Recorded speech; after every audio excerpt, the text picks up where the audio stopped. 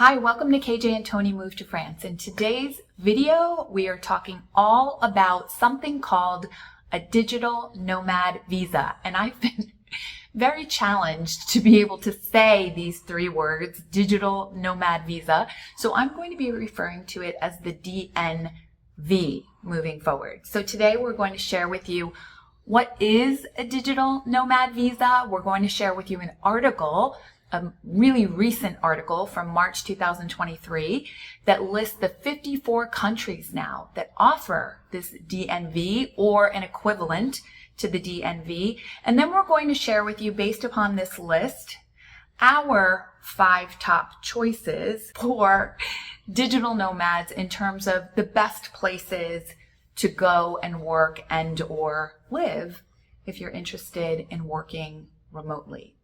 And I had no idea there were that many. I mean, it just boggles my mind. I thought there was 1, 2, 3, 4, the most.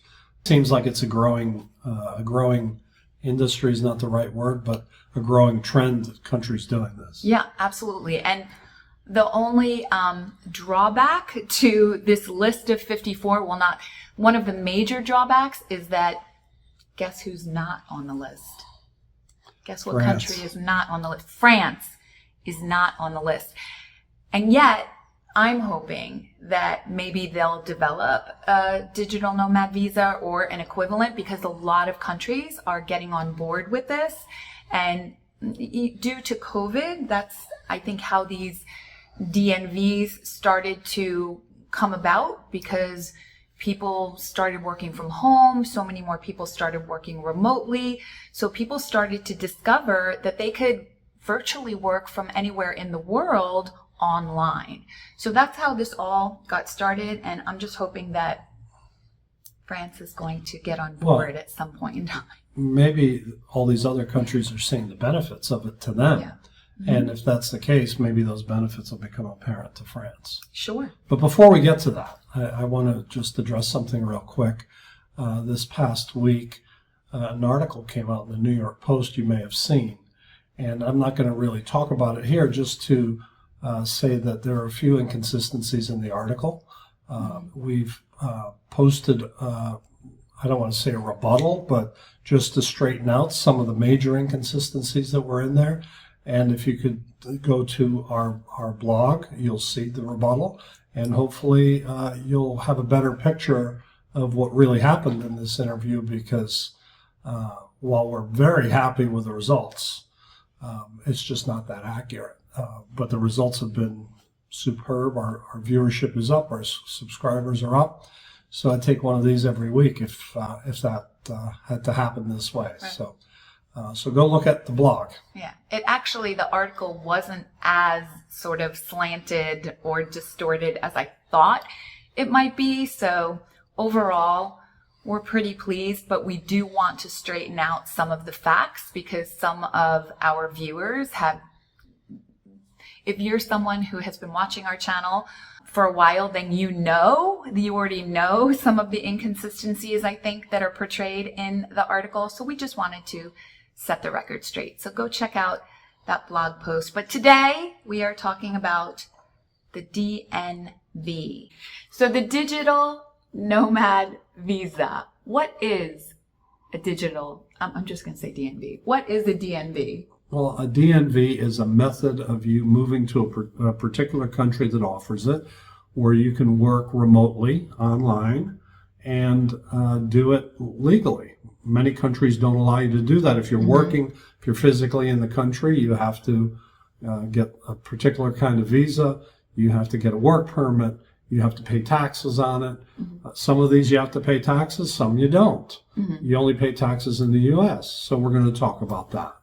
And of course, just to point out that France is one of those countries that does not offer a DNV, which was an issue for me, because even though it was implied when we went to the interview for our visa, it was implied that don't worry about it, as long as you're working online and it's a US-based company and your income is going into a US bank, you're fine. Even though that was implied, that I don't believe is accurate. I believe that it's a little bit more of a sticking point than we were led to believe. And I certainly didn't want us to get in trouble with the French government. And then people were saying, well, just get a tax attorney and get this person and that person. And quite frankly, we're trying to do this on a budget. I don't want to bring in like lawyers and tax attorneys and that level of advice in order to accomplish what we're setting out to do. Particularly if one of the things we found out in France was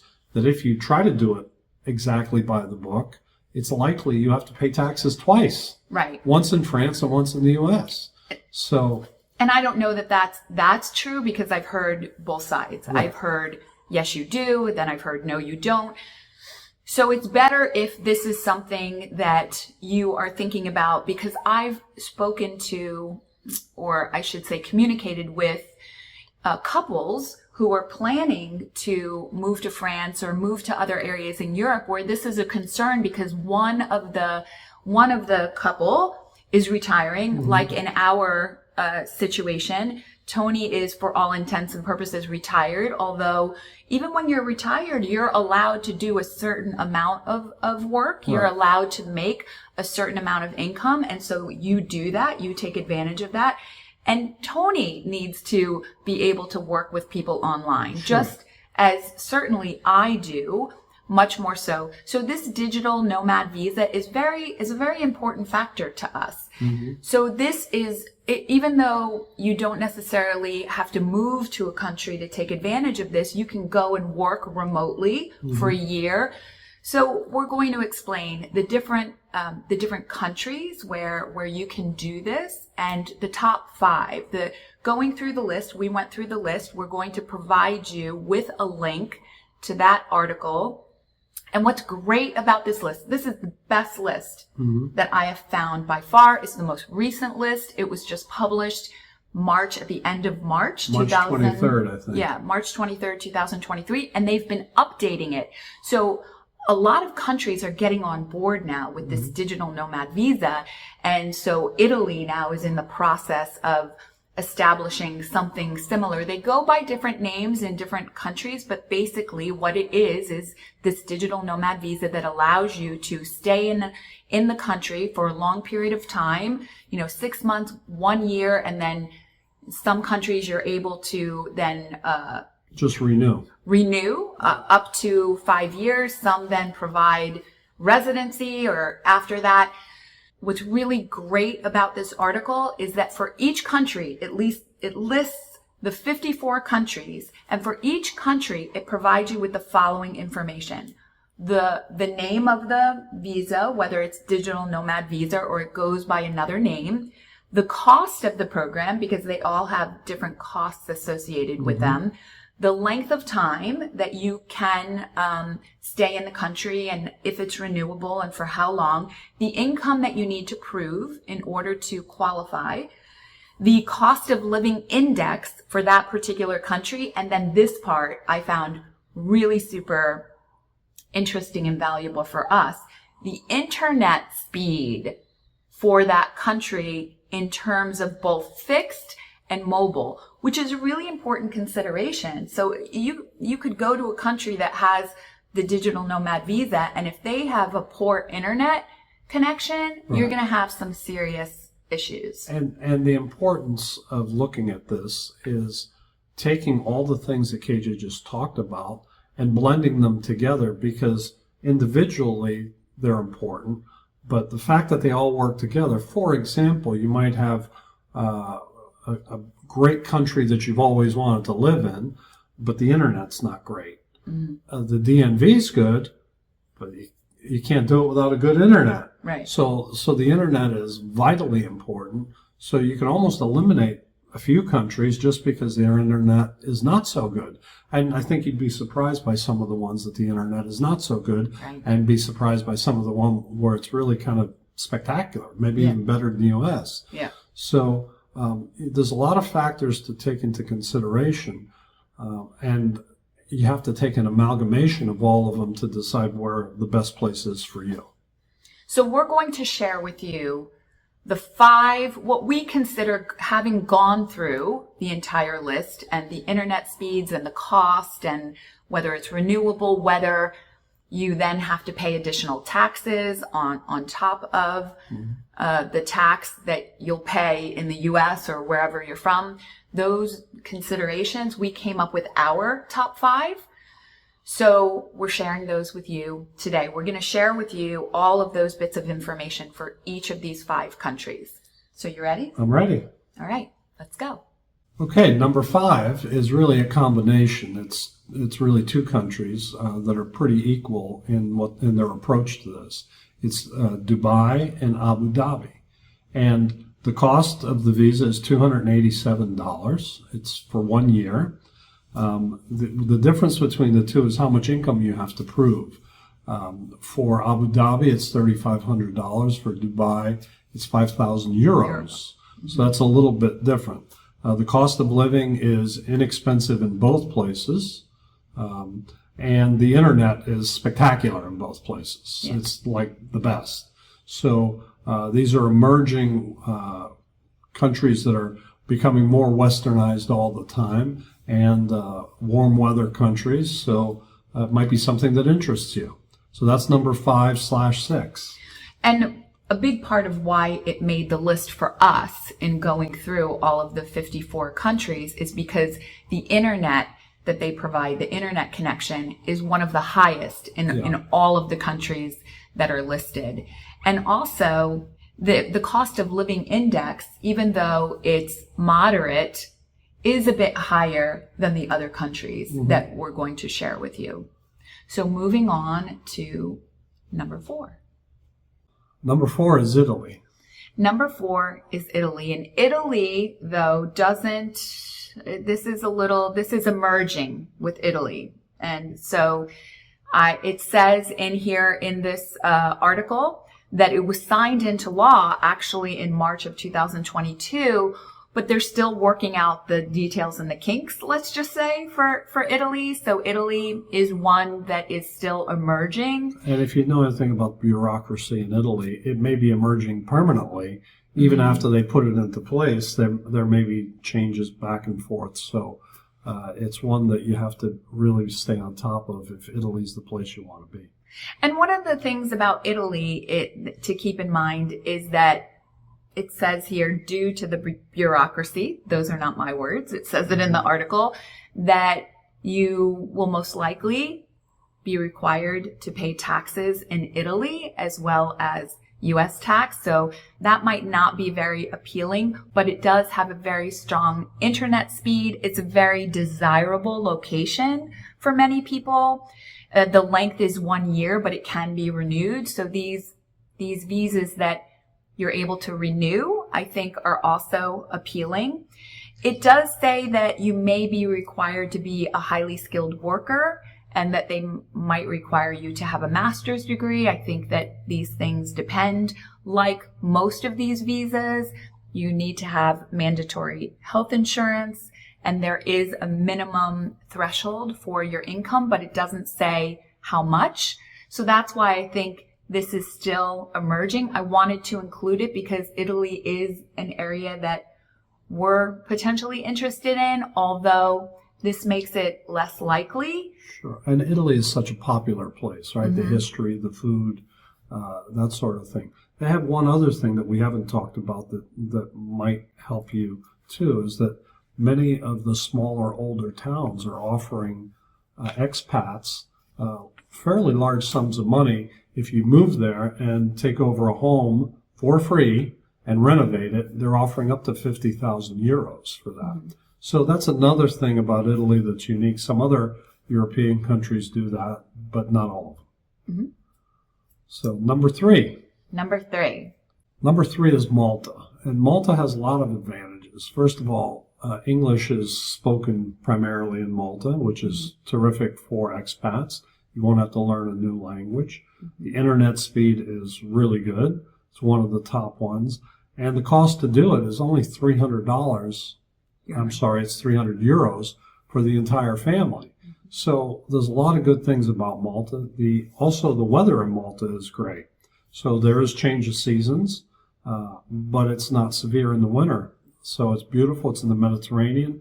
It would seem like a great place. Number 2. Number 2 is Spain. Spain.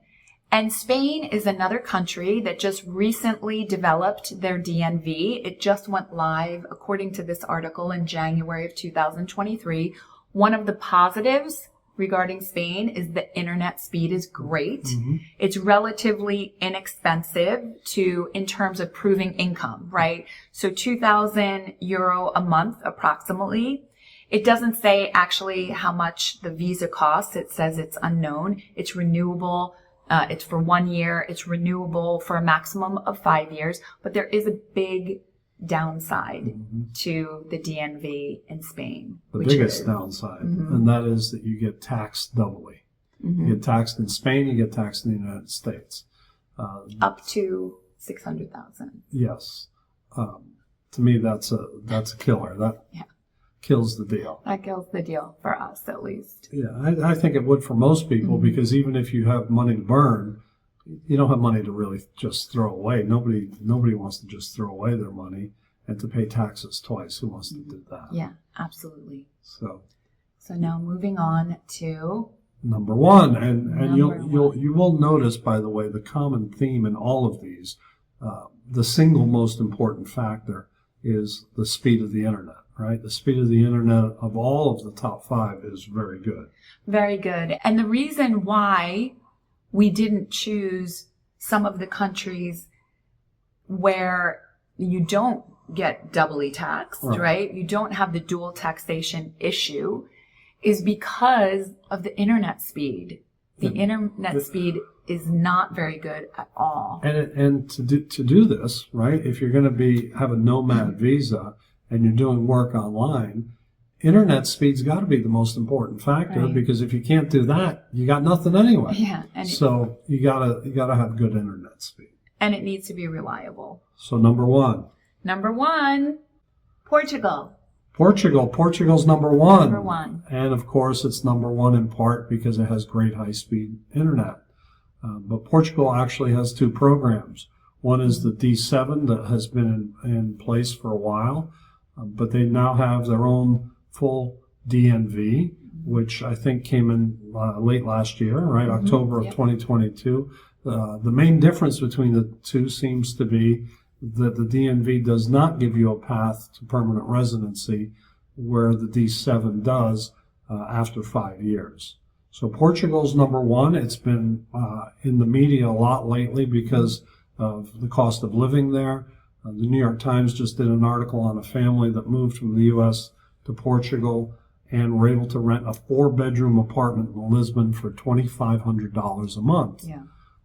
We've experienced what Paris is like for 1 bedroom is more than that. So Portugal is very popular. The weather's good. There are seasons. So Portugal is number 1. I think we need to take a trip to Portugal soon. I think we should. I think that should be next on our list. Absolutely. So maybe we'll be doing a video. Maybe we will.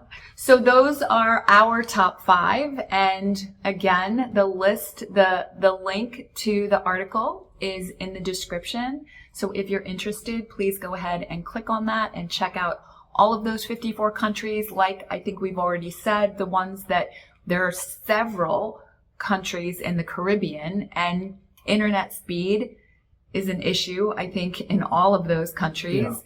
And so we have our own personal picks, but you may choose, someplace in the Caribbean that works for you, or some other location. It's continuing to grow. It is continuing to grow, but you may have your own needs, right? And so if you need to be closer to the United States, maybe the Caribbean is good for you, but you're going to give up some internet speed for that. If you're of working age and have a long time to go work and you need to work full time and do well, then internet speed is really important. To me, it's the single most important thing. Absolutely. So that's it for today's video. We hope you found this information beneficial. Thanks so much for joining us today. We'll be back again next time. And don't forget to subscribe. And when the bell pops up, click the bell, because then you'll be alerted to all of our videos once they are posted. Thanks again for joining us. and have an amazing day. Thank you. Bye. Bye.